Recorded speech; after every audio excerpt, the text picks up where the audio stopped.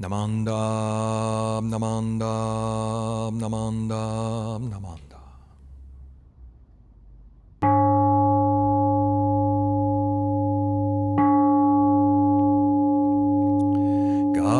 Gagon chosegan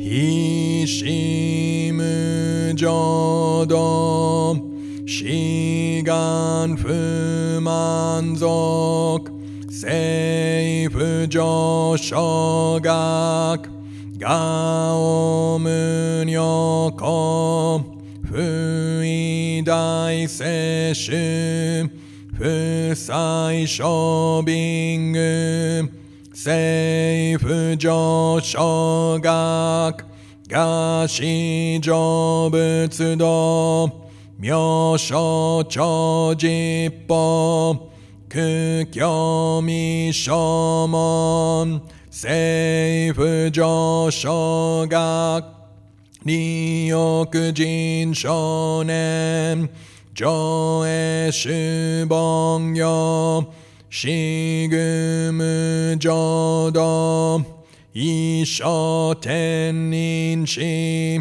Jinniki endai ko Fusho musaido Shoujo sankumyo Kosai shuyakunam Kaihichi egen Meshi konmoan Heisoku shoakudo Tsudatsu zen shumon Koso jomanzok Iyoro jippo Nichigatsu shujuki Tenko onpugen Ishu kai hozo Kose kudoku ho Jo dai shuchu Seppo shishiku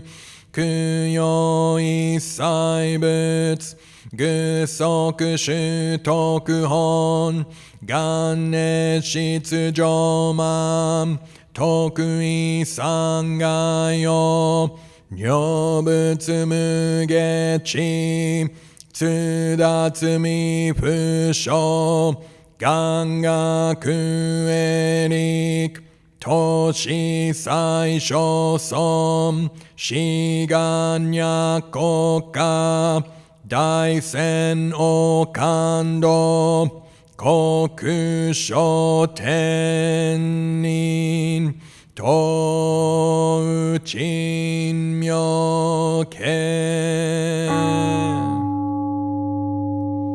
Namo Amida Butsu Namo Amida Butsu Namo Amida Butsu Namo Amida Butsu Namo Amida Butsu Namo Amida Butsu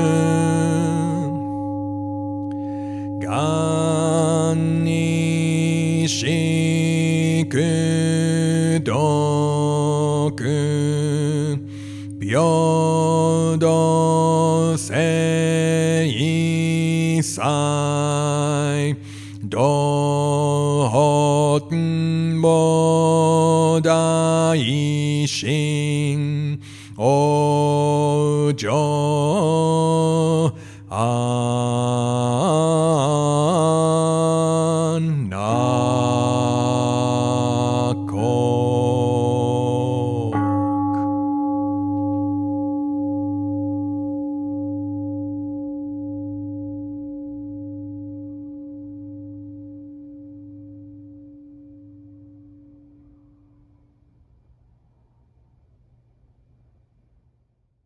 Happy New Year! 明けましておめでとうございます in Japanese.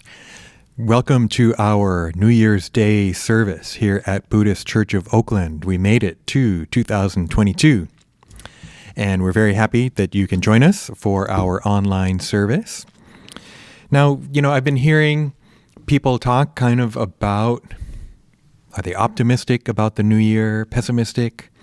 And I think, it's kind of a interesting way to look at things. I think it's too easy to be pessimistic. We can certainly find things to be pessimistic about, especially when you feel like things are going well and then it changes all of a sudden. We can get kind of pessimistic or upset. But I think Buddhism, one thing it teaches is not to get attached to that, not to get stuck in that kind of pessimism. Now, optimism, I personally think that Buddhism is ultimately optimistic. It can seem pessimistic. It's often presented that way when life is suffering is the only thing that's mentioned. But Buddha also taught why, right? Kind of analytical, looking at why that's the case, and then also taught that it can be overcome, that it doesn't have to only be like that. And so that optimistic side of Buddhism, I think, is really, really important and really resonates with me and is partly how I feel about going into this new year. I also think, though, that Buddhism can be very realistic. And I think that that's important, too. Don't get stuck in pessimism, but we also don't have to be overly optimistic or the kind of toxic positivity, right, that Buddhism also allows us to be realistic. So that, if we're upset and we're upset by what's going on, it's okay. Realize that, right? And try and understand what's going on too. Don't just be blindly optimistic about the future. We do need to pay attention to what's going on. So I feel like that realism is kind of a kind of awareness. It can also be an acknowledgement of our feelings, that we don't have to feel like I'm supposed to be happy, I'm not supposed to, be upset or something, No, it's okay. If you find yourself upset, maybe there's a reason, right? And to be aware of that. But that optimism, I think, is also tied into Buddhism and the whole teaching of kindness, friendliness, compassion, right? That those values can be seen in a very optimistic light. So, briefly, don't get stuck in pessimism. We can try and be optimistic, and I think that may naturally happen, but the realism is also very important. Now, going into this new year, I hope we go into it infused with the Nembutsu, right? The Nembutsu, Namo Amida Butsu, the name of Amida Buddha. That is Buddha's wisdom and compassion calling out to us. So even, if I do feel kind of pessimistic or, we see a lot of anger and hatred and meanness now, but Buddhism sets us these goals, these values of wisdom and compassion, right? Of kindness and awareness that we can look to for guidance. Now, I'll be honest, yesterday morning when we were getting ready, we actually had a couple of in-person services here at Buddhist Church of Oakland, but only for small groups, and they were outside. And when I was thinking, getting ready for the getting here, and, I'll admit I was kind of melancholy. We've lost a lot of people this past year, temple members. And so I think that was weighing on me a little bit and, had a lot to do and kind of stressed out. But what happened was other people started coming. We started setting up for the service. Everyone's helping out, putting in so much effort. And I realized that melancholy feeling just evaporated. And then it was like, all right, let's do this. And it was like, wow, thank you so much. This looks so cool. Please watch, if you're interested, you can watch the video for yesterday's New Year's Eve service. And that also has a kind of year 2021 wrap-up video while we're ringing the bell for the 108 times last night that we normally do at nighttime. We did it during the day, but this video is me ringing the bell, but also kind of looking back at what happened last year, which is part of what we do at New Year's time, right? So seeing people, the people helping, the people coming to the service, being able to watch kids playing at the Dharma school service that we did, just really brightened me up. And it made me realize, once again, how important Sangha is. Right? That being around people, I didn't even have to get into like deep conversation with anyone. I didn't want to get too close and, social distancing and everything. And yet, just being around people lightened me up. And so that importance of Sangha, and that is part of the problem with the pandemic, and what has been so difficult is not being able to be around each other. Although, the internet has helped a lot, has been enabled us to be together in ways that maybe we didn't even imagine needing to. And I still think that that's really important. But being able to be outside in the sun, right? Seeing kids running around, seeing members smiling, you can't see their smile, but you can see the smile in their eyes, was just really, really wonderful. And another thing I think we've learned under the pandemic is how much we took for granted. The opposite of taking something for granted is appreciating it, is gratitude. And it's not something, I'm not scolding anyone because I take things for granted myself. But it's more that natural feeling of realizing, wow, this chance to talk to my friend online, right? Or to be able to be together for a little bit, right? See each other in person. Wow, how special, right? We hope to have many more experiences like that in 2022. I think we thought we were going to have them last year. We didn't so much. So this year, we can look forward to that.